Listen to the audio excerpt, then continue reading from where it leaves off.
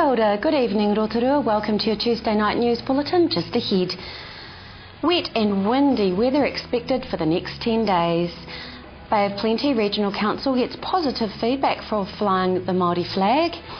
And we have the weekend's Bay-wide rugby results. Those stories and more up next on City News. The wet, windy and dreary weather is expected to last for the next 10 days to most of the North Island. Met Service says the weather patterns have locked into a new position for at least the next week and a half, which will see plenty of easterlies, clouds and rain over the North Island. However, the wet weather wasn't a factor in the Easter road toll. Police reported that Easter travellers were well behaved and drive to conditions. The official toll was 5, 7 fewer than last year. The toll was the lowest since 2004. Bay of Plenty Regional Council may fly the Māori flag on more days significant to Māori, such as Matariki and other milestones, or to honour the death of a prominent Māori figure. The Regional Council was the first local authority to fly the Māori flag on Waitangi Day this year. The last council meeting heard that although Waitangi Day fell on a Sunday, the flag was noticed by members of the public who had responded positively. Māori policy staff surveyed 10 other councils to ask if they were likely to fly the Māori flag in the future.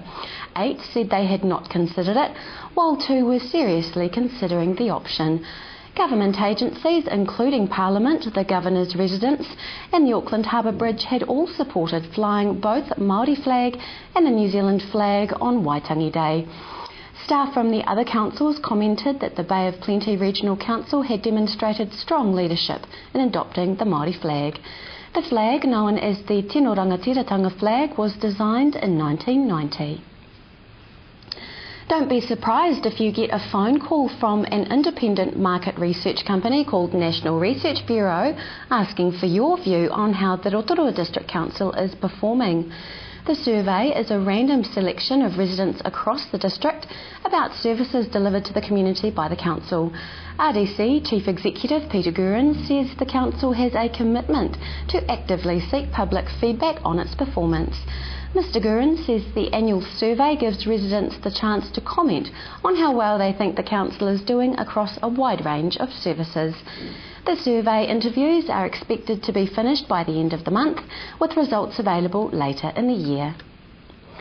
In sport tonight, former world amateur #1 and Rotorua Boys High old boy Danny Lee picked up his best result since turning professional 2 years ago at the Volvo China Open. The South Korean-born Kiwi fired a final round 7 under par to finish in a 4-way tie for second.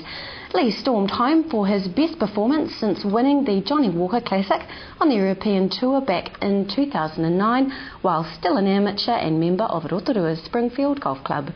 This weekend's win sees Lee pocket just over $254,000 New Zealand dollars. Lee's world ranking should get a boost from his current position at 535. He was expected to tee up later this week at the Valentine's Championship in South Korea. To rugby and the weekend's Bay-wide rugby competition, Tauranga Sport beat Waikiki 41-17. Rotoiti came out just on top of Te Puna 15-13, while Whakarewerewa lost to Te Puke 22-19, and Rangataua beat Whakatane Maris 24-18. To your weather, Rotorua and the surrounding area tonight.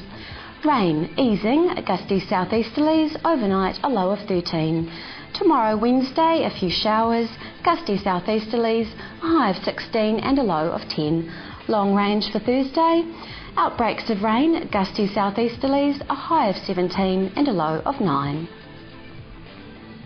Marine forecast for Lake Rotorua for Wednesday, southeast 20 knots rising to 25 knots, gusting 35 knots in the morning.